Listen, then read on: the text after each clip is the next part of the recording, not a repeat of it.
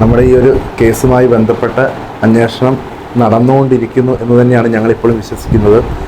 ഞങ്ങൾ ചെയ്യേണ്ടത് കൃത്യമായിട്ട് ചെയ്തു എന്നുള്ള ബോധ്യമുണ്ട്.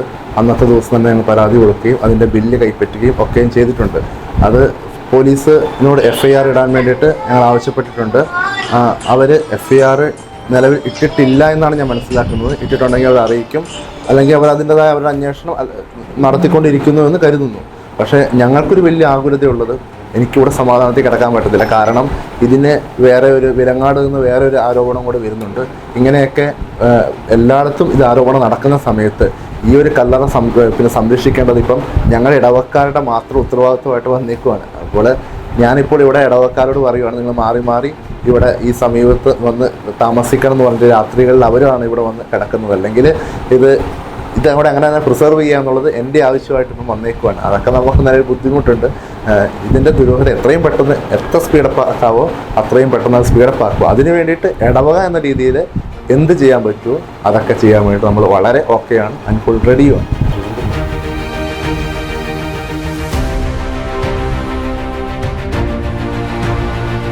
രാവിലെ ഒരു 7:30 സമയമായതുകൊണ്ടു 7:30 ആയപ്പോൾ ഇവിടെ വന്നു.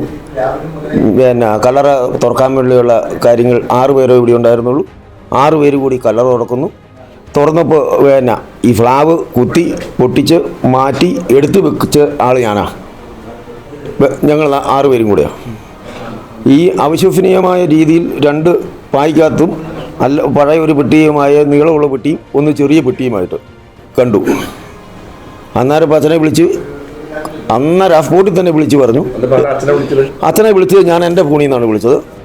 എൻ്റെ ഫോൺ ചെറുതായതുകൊണ്ട് ഫോട്ടോ ഇട്ട് കൊടുത്തത് അനിൽ എന്ന് പറയുന്ന ആളുടെ ഫോണിൽ നിന്നാണ് അച്ഛനെ ഈ ഫോട്ടോ ഇട്ട് കൊടുക്കുന്നത്.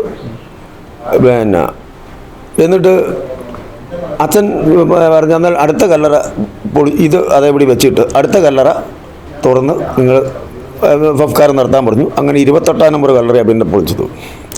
അങ്ങനെ സംസ്കാരം നടത്തി. പിന്നീട് നടന്ന കാര്യങ്ങൾ പിന്നെ ജനറൽ അച്ഛനെ വിളിച്ചു. ജനറൽ അച്ഛൻ പോലീസിൽ പറയാൻ പറഞ്ഞു. ഞാനാണ് പോലീസിനെ വിളിച്ച് ഈ കാര്യങ്ങൾ പറയുന്നത്. അത് കഴിഞ്ഞ് സ്റ്റേഷനിൽ വിളിച്ച് പറഞ്ഞു കഴിഞ്ഞപ്പോൾ സ്റ്റേഷനിൽ നിന്ന് പിന്നെ FI നമ്പർ തന്നു, ബെന്നിഫാറിനെ ഞാൻ വിളിച്ച് ഞാനാണ് ഫോണിൽ കൂടെ ബെന്നിഫാറിനോട് കാര്യങ്ങൾ പറയുന്നത്. ഞാനാണ് ബെന്നിഫാറിനോട് പറഞ്ഞിട്ട് ഈ ഫോട്ടോ പിന്നെ ബെന്നിഫാറിന് ഇട്ട് കൊടുക്കുന്നത്. ക്രിസ്ത്യ വിശ്വാസം അനുസരിച്ച് ഒരിക്കലും വായിക്കെട്ടി അടക്കലില്ല. ഈ പിന്നെ ഇവിടെ നടന്നിട്ടുള്ള ഒരു 99% മരിച്ചടക്കിൽ പിന്നെ ഈ കുടി തുറക്കാനും ഈ മൃതശരീരം ഇറക്കാനും എല്ലാം പങ്കാളിയാകുന്ന ഒരു വ്യക്തിയാണ് ഞാൻ. ഇവിടെ നടന്നിട്ടുള്ള രണ്ടാമത്തെ പെട്ടിയാണെന്ന് പറയാൻ പറ്റുന്നില്ല.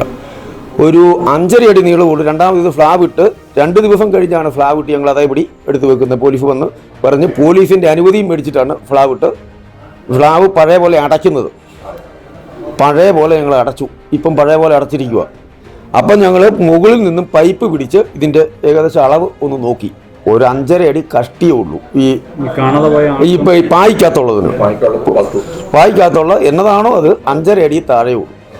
ഈ കാണാതെ പോയ ജിൽസിൻ ഇതേ ഹൈറ്റ് ആണ് ഉണ്ടായിരുന്നത്. പിന്നെ ഫിജോ ഒരു 5.25 അടി ഉയരത്തിൽ എൻ്റെ ഉയരമുള്ള വ്യക്തിയാണ്. അത്രയില്ല 5.25 അടി ഉയരമുണ്ട്. അന്വേഷണം വേണമെന്ന് അത് അന്വേഷണം വേണമല്ലോ. എനിക്ക് ഇത് അന്വേഷണം പിന്നെ ഏത് അന്വേഷണവും ആണെങ്കിലും ഇത് കൃത്യമായിട്ട് ഇപ്പം നടക്കണം. ഇവിടെ 2014 ഇവൻ മിസ്സിങ് ആകുന്നത്. 2015 അടുത്ത ബോഡി സംസ്കരിക്കുന്നത്. ഇതിൻ്റെ അകത്ത്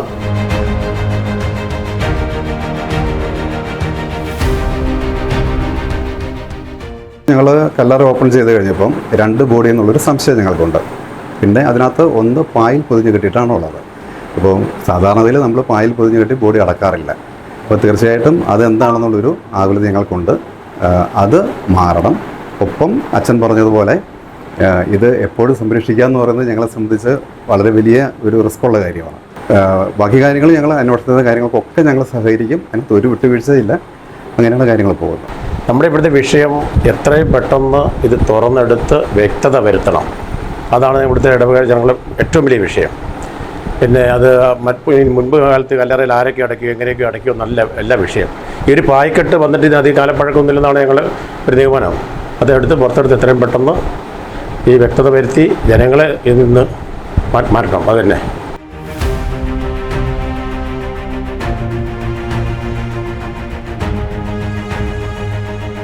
ഇടവക്കാരെന്നുള്ള നിലയിൽ ഇത് വളരെ സംശയാസ്പദമായ രീതിയിലാണ് ഇത് കണ്ടിരിക്കുന്നത്. ഈ കല്ലറ തുറന്ന ആൾ ഞാനുമുണ്ട് തുറക്കുന്ന സമയത്ത് പ്രഥമ ദൃഷ്ടിയെ കണ്ട ആളാണ്. അപ്പോൾ ഇതിനകത്ത് ഒരിക്കലും നമ്മുടെ ഒരു ആചാരപ്രകാരം അങ്ങനെ ഒരു സംസ്കാരം നടക്കില്ല.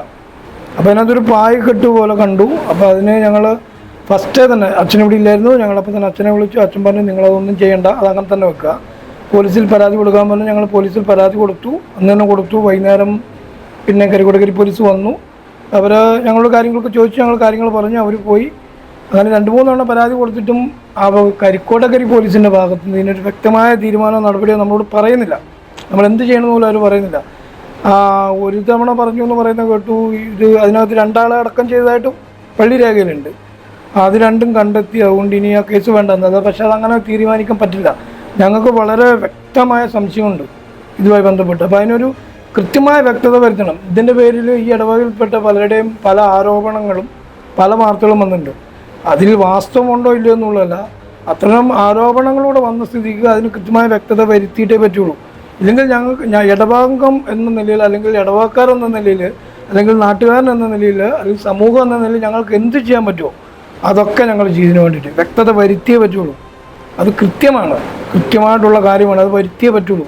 ഇതിനകത്ത് ആരെ സംരക്ഷിക്കാനാണ് ഈ FIR ഇല്ല അല്ലെങ്കിൽ പരാതി സ്വീകരിക്കില്ല എന്ന് പറഞ്ഞാൽ കാരണം എന്താണ്? അതാണ് നമുക്കറിയേണ്ടത്. എന്തിനു വേണ്ടിയാണ് ഇത്രയും വാർത്ത വന്നൊരു സംഭവം?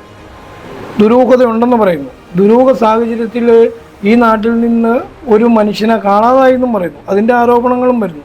എന്നിട്ട് പോലും ഇവരൊരു FIR ഇടാനോ ഇതിനൊരു അടിസ്ഥാനമുള്ള കാര്യമാണോ ഇല്ലയോ എന്ന് തീരുമാനിക്കാനോ ഓരോ അധികൃതരോ മറ്റാളുകളോ ആരും മെനക്കെടുന്നില്ല. നമുക്ക് പരാതി പറയാൻ പറ്റുന്നത് നമ്മുടെ നിയമങ്ങളോട് മാത്രമേ ഉള്ളൂ. ആ നിയമങ്ങൾ നമ്മൾ സഹകരിക്കാതെ വരുമ്പം പൊതുജന നിധി നമ്മൾ എന്ത് ചെയ്യും? നമ്മൾ പിന്നെ ആരെ വിശ്വസിക്കണം? എന്തിനെ വിശ്വസിക്കണം? അപ്പോൾ ആർക്കെന്ത് തോന്നിയാവശ്യം ചെയ്യാമെന്നുള്ള അവസ്ഥയായില്ലേ? അപ്പോൾ അതുകൊണ്ട് അതൊന്നും നമ്മൾ അംഗീകരിക്കുന്ന കാര്യമല്ല.